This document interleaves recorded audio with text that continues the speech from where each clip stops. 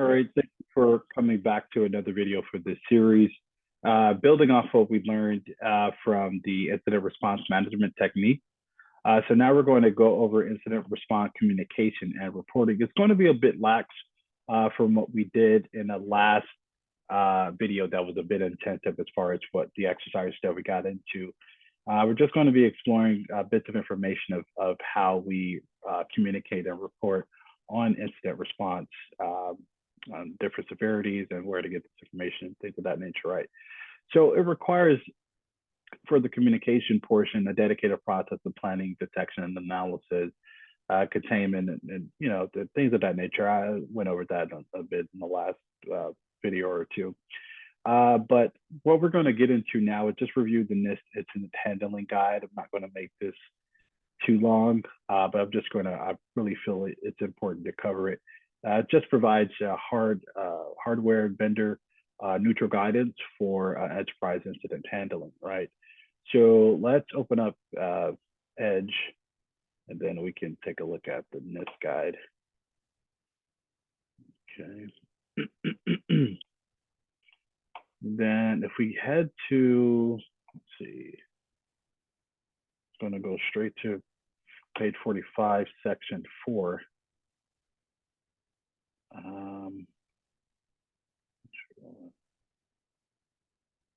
All right. It should look like it updated something. It should say something else. But ultimately, what we want to quickly go over is coordination and sharing. And I'm trying to see if I can still find it. Well, not here. There it is. All right, perfect. I'm not sure. I can see it.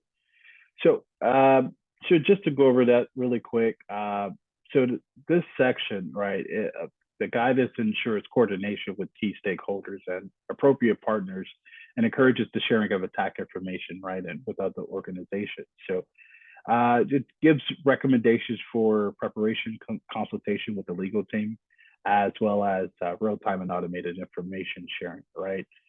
So now we can move forward after that, reviewing the CISA Cybersecurity Incident and Vulnerability Response Playbook. So this document, right? Actually, let me pull it up before I get into it here.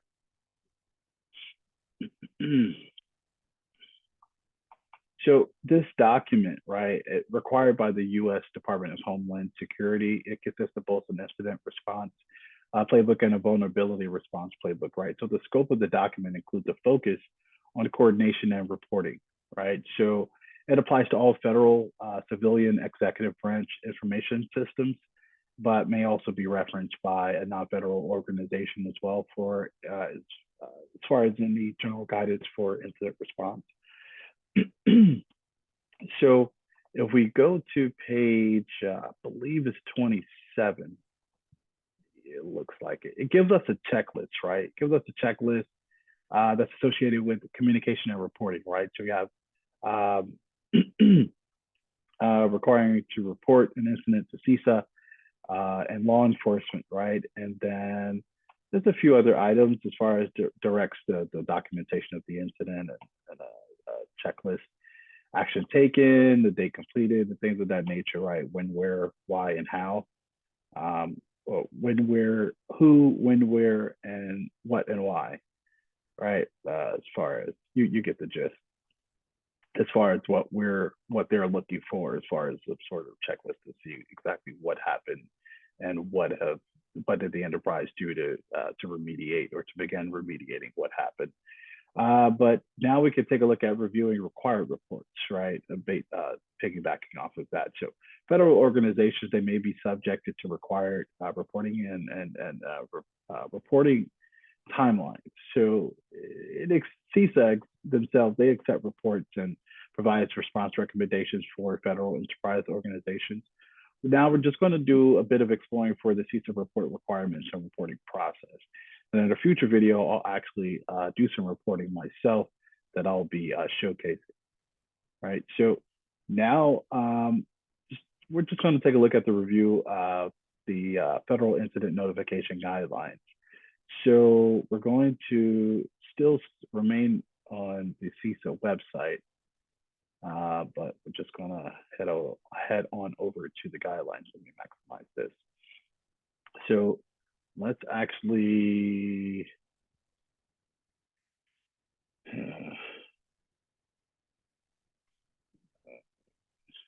there it is. All right, perfect. So I wanted to highlight this because just information that should be required during the submission of an incident report, right? So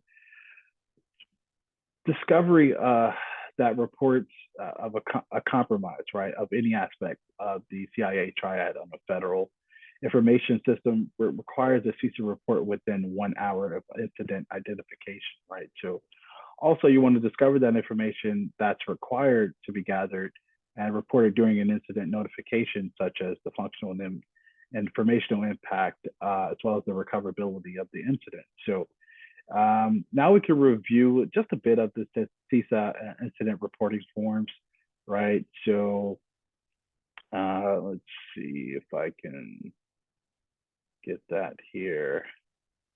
Actually, you know what? I'll just go to the top here. And we see that they have report a cyber issue. So you can tell them, and then they'll give you a link for follow up what you should begin doing as far as remediating, and then your contact information, organization details, and things of that nature, right? And we can also take a look at reviewing information security incident report form. Well, this is it.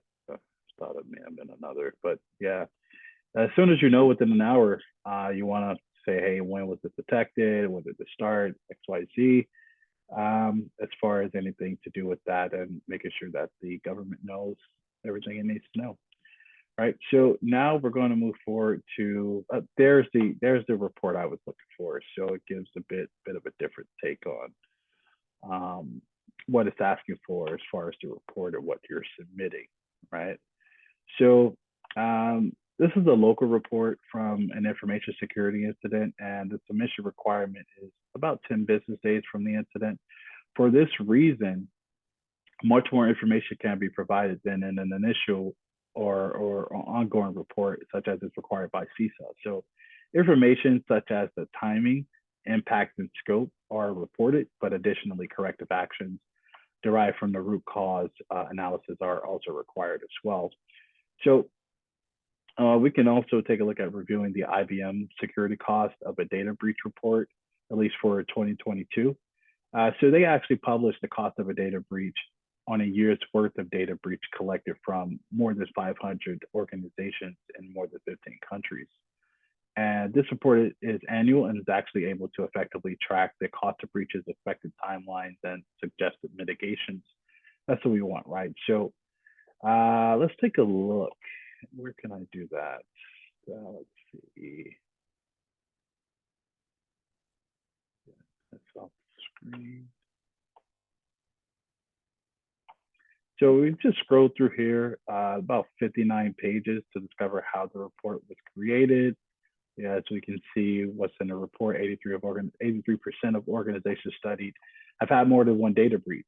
Data breaches, at least as a consumer, from my perspective, and I would assume a lot of others' perspective, it seems almost pretty much normalized at this point, almost as normal as having a cell phone or having any sort of digital footprint, that it's pretty well known, or at least if not consciously known, unconsciously or subconsciously rather, that there's going to be some sort of breach at some place where you have an active account, someplace.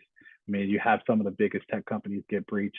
Of course, there are going to be smaller tech companies that may not have had the resources to have as robust cybersecurity configurations in place to be able to make sure that they're mitigating those costs. But sometimes threat actors can just be one step ahead too at the same time. So says again, the study, it's including over 500 organizations. So if you're talking over 500 data breaches over a 1-year period, you can only imagine what the next decade is going to look like, right? So the average cost, man, it's 4.35 million average. That's pretty insane. So let's discover the average time to identify and contain. So nearly a year. The data breach life cycle is nearly 276. Wow. So on average, that's quite a while. And this is indicative of how sophisticated attacks can go unnoticed for a significant period of time in the enterprise network environment, right? So if you read a bit further, I have read over it before to discover that AI and automation have a noticeable effect on the time to identify a container breach, as does the use of like extended detection and response technologies, right?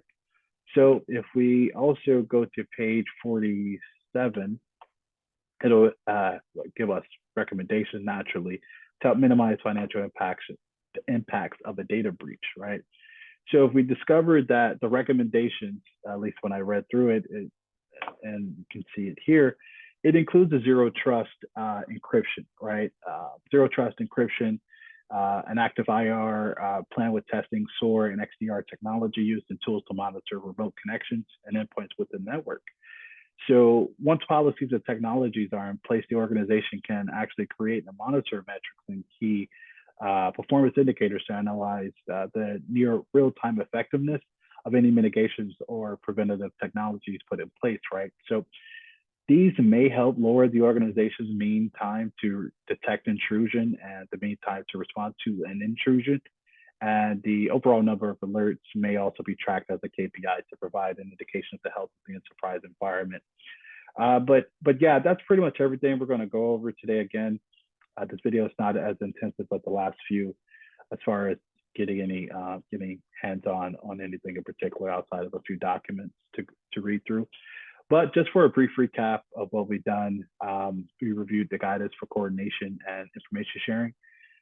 We reviewed required reports and the IBM's cost of a security data breach based off the year 2022 for more than 500 organizations. And this is for incident response communication and reporting. Now, in the next video, we'll be going over vulnerability reporting concepts, and I'll see you in that video.